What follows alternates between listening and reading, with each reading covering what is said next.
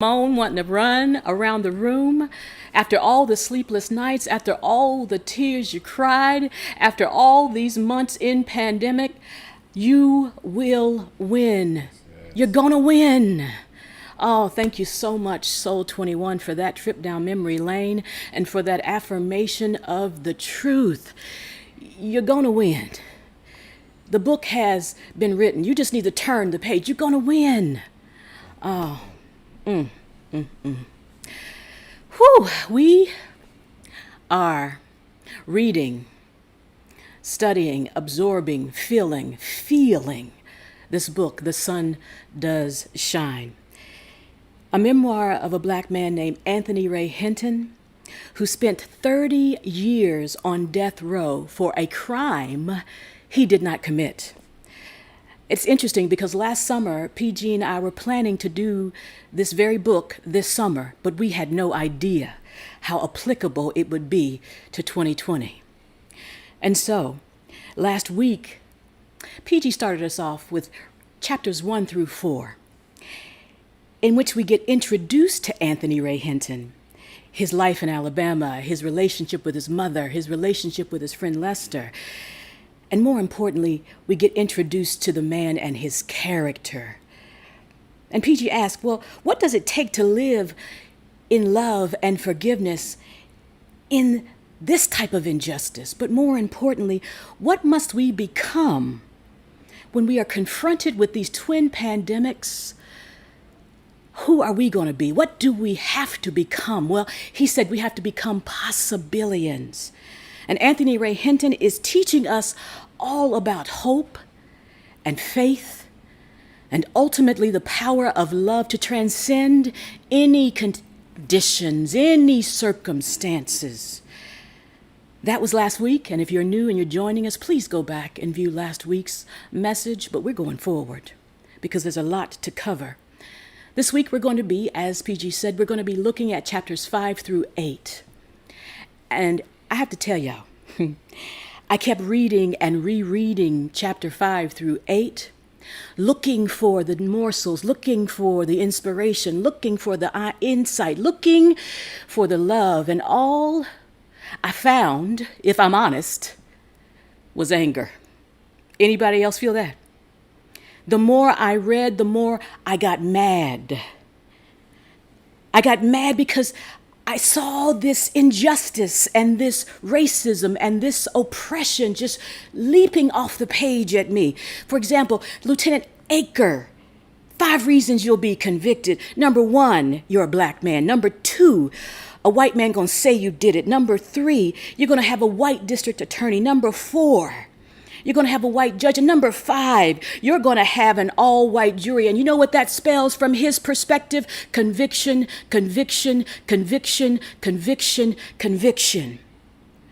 And I read that and I got angry. And the more I read, the more I saw being trained to respect authority, being trained to tell the truth, what that got him.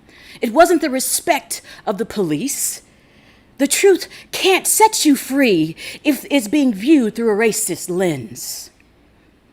And I got angry at that court-appointed attorney, his ego, his incompetence, his greed. As I saw Anthony Ray Hinton in my mind and read his words, would it make a difference if I told you that I was innocent? And his reply, y'all, code for black and brown people. Y'all always doing something and saying you're innocent. His inability to see this man, hear his case, advocate on his behalf. I was enraged. And it didn't stop. When I got to that polygraph test that proved his innocence and the examiner that said, if I could walk you out of here today because you are innocent, I would do it. Rage, anger. And then lack of evidence, y'all. Let's talk about lack of evidence. No fingerprints, no DNA, no witnesses, and the gun did not match. It couldn't match because it hadn't been fired in 30 years. It wasn't even a match. And as I sat with that anger and hurt and pain, seeing myself in this story that unfolds like a novel but is a real man's story, I kind of said to myself, maybe this ain't the week I'm supposed to preach. Maybe this ain't the week, because I'm feeling this. I'm seeing myself in this man's story. I'm seeing all the times that I've had to advocate on my own behalf. On and on and on it goes. I get angrier and angrier and angrier and angrier. And I'm just being honest with y'all. And I took a breath, though. And I remembered the words of scripture that said, in all of your getting, get understanding. And so in all of my getting angry, I was not getting understanding. I needed to invite love in. I needed to invite the presence of God in. I needed to align and allow this emotion to move through me in a way, calling forth what I knew to be true, calling forth truth principles. I am determined to see, as A Course in Miracles says, I am determined to see this differently. Above all else, I want to see this differently. And as I asked and said those words to myself in the middle of my anger, there was an opening. There was an opening. And I heard these words instead.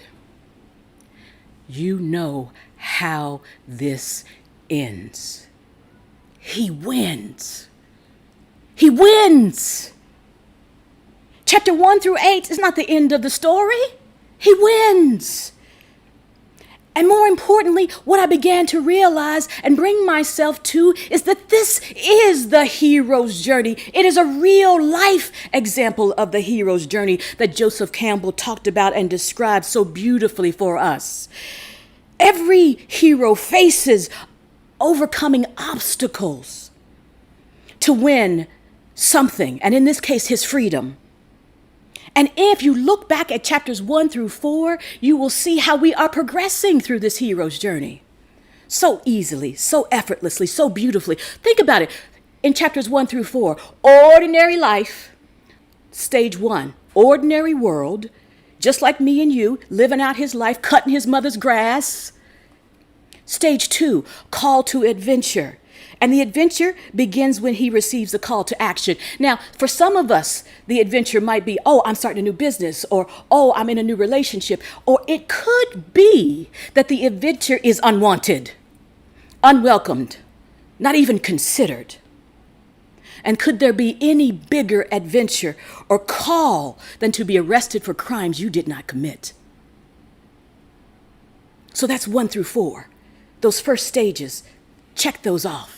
But where are we now in chapters 5 through 8? Everything that I just said, all the anger, all the rage, all the things that happened in these 4 chapters. It's all about stage 3, the refusal of the call.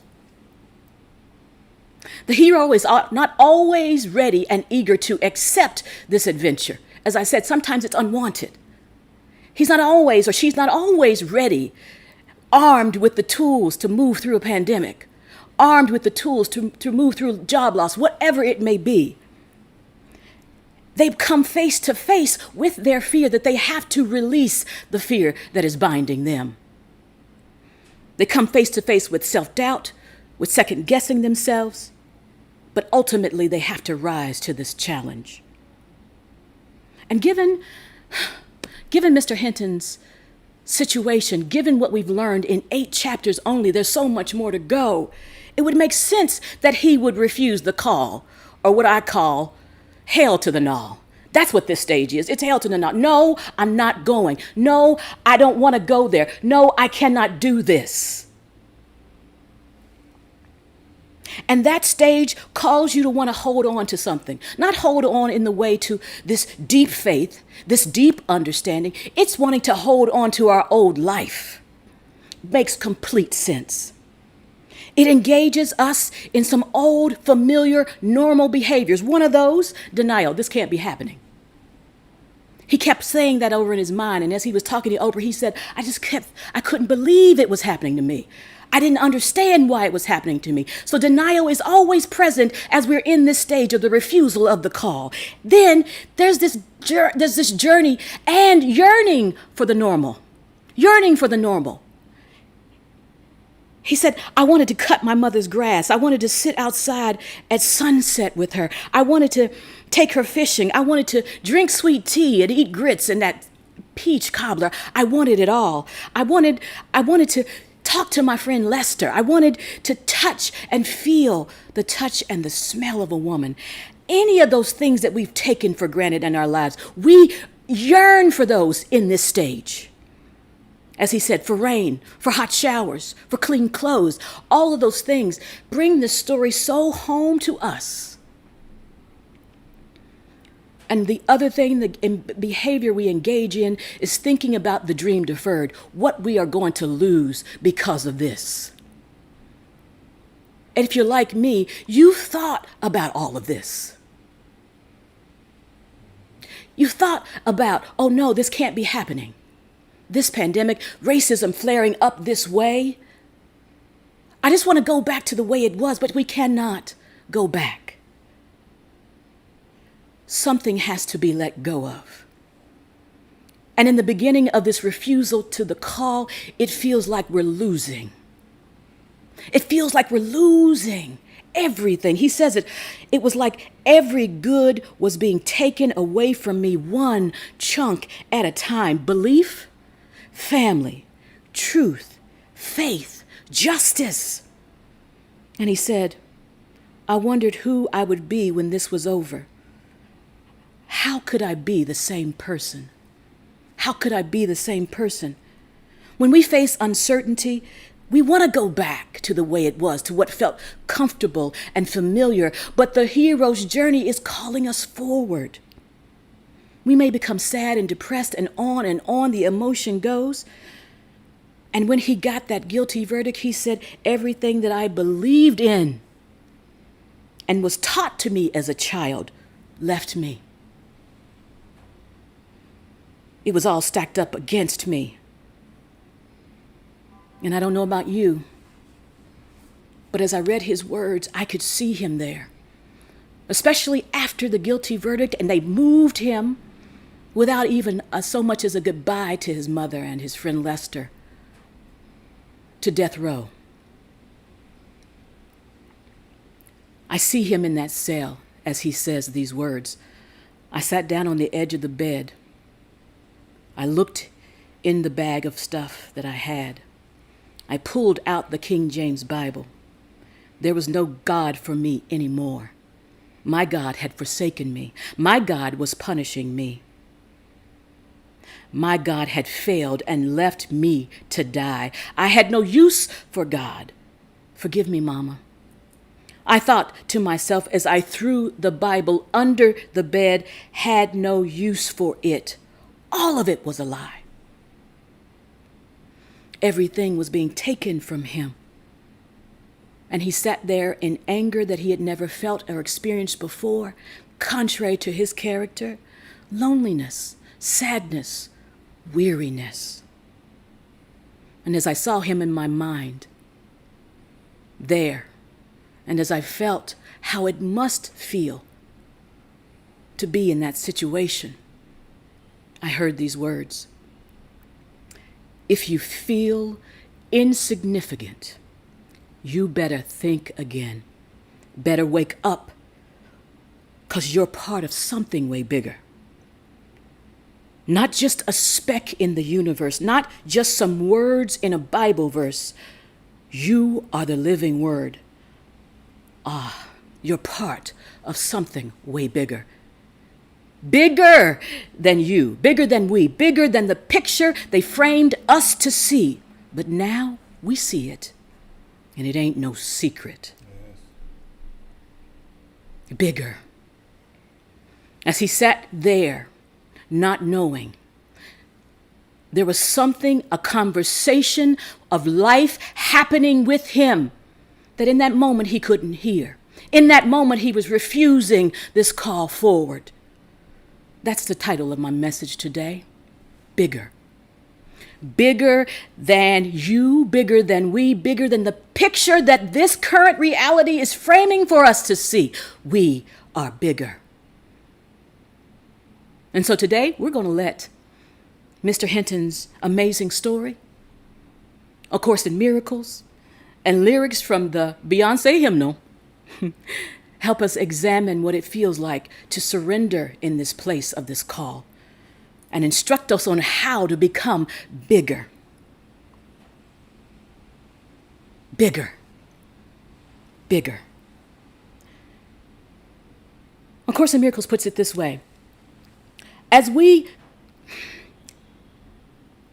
try to give up or let go of this old idea, as we try to refuse to answer this call, something else is really happening at that moment. Something else is happening. It says this: the Holy Spirit calls you both to remember and forget. This process, this refusal, this opening is calling us to both remember and forget. It says this: the only way learning is possible is to do this. Learning is impossible without memory, since it must be consistent to be remembered. That is why the Holy Spirit teaches its lessons on remembering. I said before that he teaches remembering and forgetting, but the forgetting is only to make the remembering consistent. We have to forget all of what we were to step into the bigger. We're forgetting so that we can remember something profound about ourselves in the middle of our situations. You forget in order to remember better, A Course in Miracles says. And what is it we're trying to forget to remember, or remember to forget? That we just don't know it yet, Beyonce goes on to say. No matter how hard it gets, you got my blood, you got this ancestral, you got God, you got power and light in you, and you're going to rise, you're going to win because you're bigger. This song is brilliant, y'all. You know that. Lyrically, melodically, brilliant. But there's something else about it that it points to. If you really look at this song, it's amazing. Think about it. As a songwriter and as a producer, the placement of the song in this musical retelling of The Lion King is brilliant. She could have put the song in the middle, like rah, rah, keep going. She could have put it at the end, talking about, oh, look how victorious you are. She put it at the beginning as a symbol, as a sign, as something to carry with you on the journey. You're bigger. Yes. Yes. Bigger. Bigger. That's what this song is representing. That's what these lyrics are reminding us. That's what is helping us to remember so that we can forget the old way, the old self, the old sense of normal, the old things that we've denied that no longer serve us. Bigger, everybody, bigger. Bigger for you, bigger for me. And there's 3 ways that we must remember and forget at the same time that we're bigger. First, we got to remember that we're bigger than other people's opinions. Second, we got to remember that we're even bigger than our self-concept. And third, we have to remember that we are bigger than our old God concept. Let's look at those. Bigger than other people's opinions. Now, that might cause you to be like, yes, I have haters, and yes, I'm bigger and better than those. That's not what we're talking about. We're talking about here, thinking about how the world is created and fueled by othering, by an other, a policy, a procedure. Thinking about how the world is fueled by opinions grounded in misogyny, xenophobia, homophobia, racism. Those are the others that are grounding us in other people's opinions, that are dictating how we live our lives. And we got to realize that we're bigger than even those. I'll think about myself, for example. You know, as I was reading, I said I got angrier and angrier and angrier and angrier and angrier. And anger is not something that I allow myself to express very often, and never in public. Why? Because its roots in a perception, in a bias, in a belief, in a stereotype about Black women. Take that in. Black women are either considered hypersexualized and a possession, or angry and mad to be destroyed, or contained.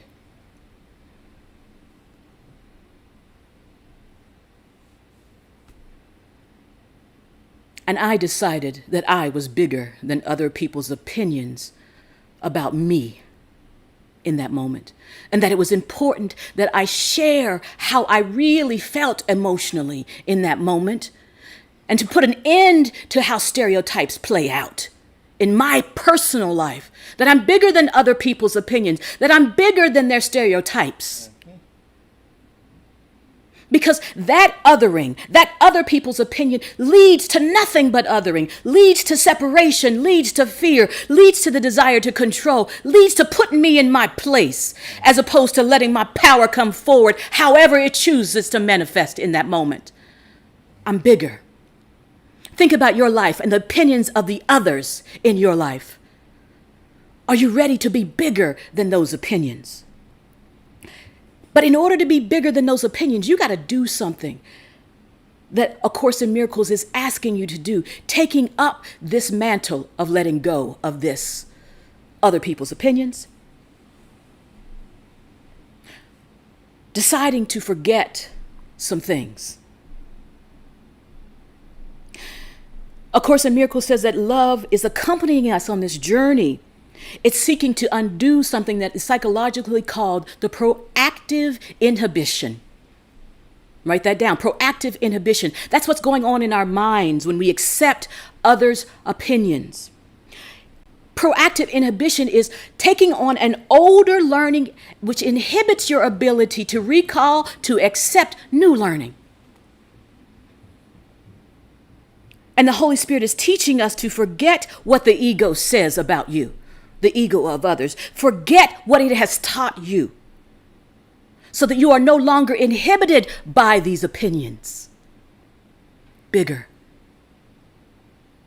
Bigger than you, bigger than we, bigger than the picture they framed for us, the way they've set us up in society, the way they decided how much we succeed, the way they decided our age matters, the way they've decided our credit matters, the way they've set us up in this frame. But now we see it. We see how these opinions play out. We see how they play out in our lives. And it ain't no secret. We're letting go of other people's opinions. Number 2. How else are we remembering to forget? We're bigger than our self-concept. Bigger than our self-concept. You see, we all have this personal narrative. We've been conditioned partly by number one, but also informed by our beliefs about life, our lived experiences, the trauma that we've experienced, and even our desires. All of that comes together to create our sense of self, lowercase s. I love how Eckhart Tolle talks about, yes, there is life moving. Life is calling you forward. Life is good and only good. It's calling you forward. But your life circumstances make you think that you have to stay back, have to recoil, have to stop, have to refuse the call. Life situations are not life. They are experiences within this thing we call life. And they are not the determining factor, nor are other people's opinions, nor are your small ideas and considerations and narrative about yourself. You're bigger than your self-concept with a small s. And why is that? I hear people all the time, you got to accept me as I am. Do you know who you are? Do we know who we are? The lyrics of the song are calling us forward. Our experiences are calling us forward. Mr. Hinton's experience was calling him forward. He wasn't what they thought he was. He even wasn't what he thought he was, conditioned by that mind.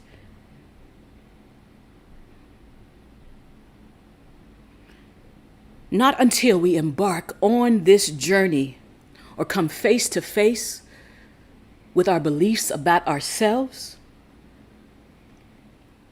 come face to face with life, the challenges, the illnesses, the circumstances, and shed those old narratives, we will never discover the truth of this capital S self, this capital S self that is eternal, this capital S self that is always connected to infinite intelligence, this capital S self that is never alone, this capital S self that transcends any conditions, this capital S self that we have to understand the truth about. We have to let go of the narrative that we've written. And Beyonce agrees with me. Understand the truth about the question in your soul. Bigger. Look up, don't look down. Then watch the answers unfold. Look within. Look to this higher consciousness. Life is your birthright. Life. Not your life situation.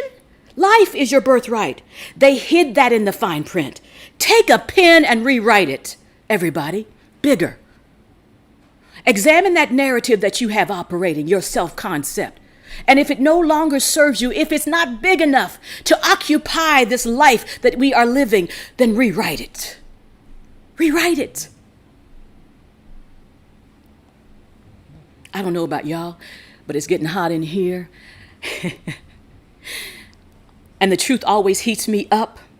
Because there's something going on when we look at our self-concept. I like to call it psycho-spiritual dissonance. Psycho-spiritual dissonance. There's this discomfort that we feel when we're in the middle of a challenge. Something is calling us forward, but our ego, our limitedness, our small sense of self is saying, no, you can't do that. You're not ready. Or no, this is too big. This is too much. So there's this dissonance. There's this discomfort between who you really are and what you thought you were. That we got to step up our estimate, as she says. Step in your excellence. Know that you're excellent. Rise. The Spirit is teaching. Holy Spirit, love is teaching you what you really are. And I ain't just preaching, she says. I'm taking my own advice. I'm with you, Beyonce. I'm taking my own advice. I'm not just preaching to y'all today. I'm thinking about my own life. I'm thinking about the conditions that are unfolding for me right now as we all sit in the uncertainty of this experience, as we all sit in the pandemics, the twin pandemics, as PG said, and how it feels and the discomfort. But there's something calling me beyond my discomfort, my real self, which is bigger.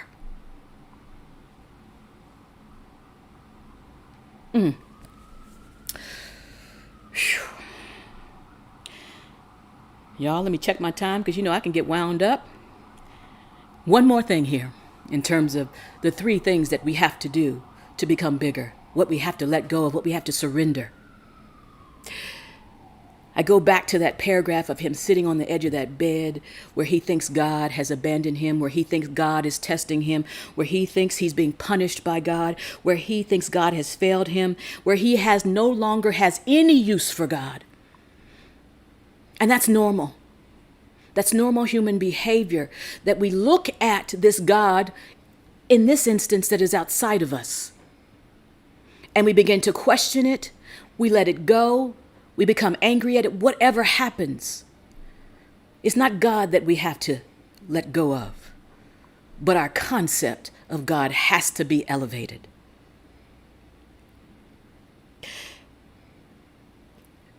And when I talk about God concept, each of us has one. I don't care whether you don't believe there's a God, that's a concept. Whether you believe there's one God, that's a concept. Or you believe there's multiple deities and gods, that's a concept. But let me talk about if your God, these are the criteria by which it's time to release your old God concept. If your God is not unconditional love, always present, never absent, one with you, extending itself through you, operating in conversation and communication with you, cheering you on, and never judgmental or something to be feared. If this is not your God concept, then it is old, it is outdated, it is time to get rid of it because it won't serve you on this journey.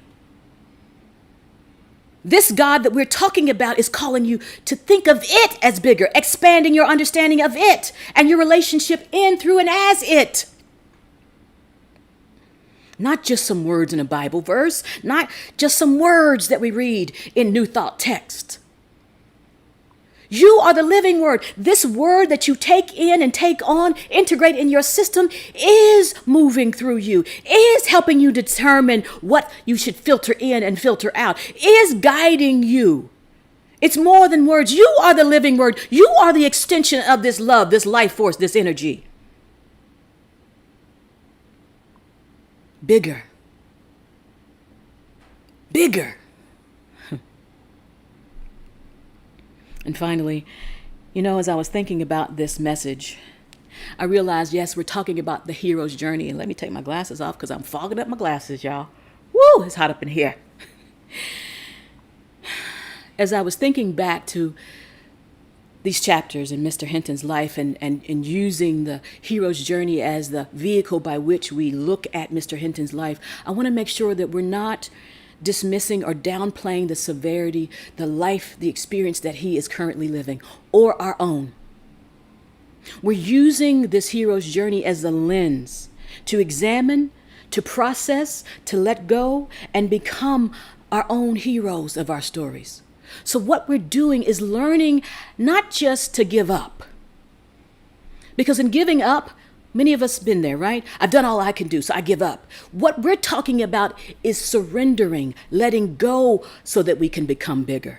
Letting go of other people's opinions, letting go of our old ideas of self, letting go of this God concept. Because we all are bigger. We all are winners. And if we haven't reached the end of the story, it ain't over yet. But we will win because we're bigger. And not bigger, bigger is the comparative of the word big. We're not comparing ourselves to anybody else's experience. We're not comparing our lives to anything that we've undertaken before. We're just moving up a little higher, moving into an expanded awareness of ourselves. Challenges are not there to test us, right? God ain't testing you. God is reminding you that you're bigger. God is reminding you that these circumstances have no control over you. God is reminding you that this illness can help you see yourself differently. God is reminding you of so many things. So you got to remember. You got to forget some things to remember some things. You got to surrender and let love lead.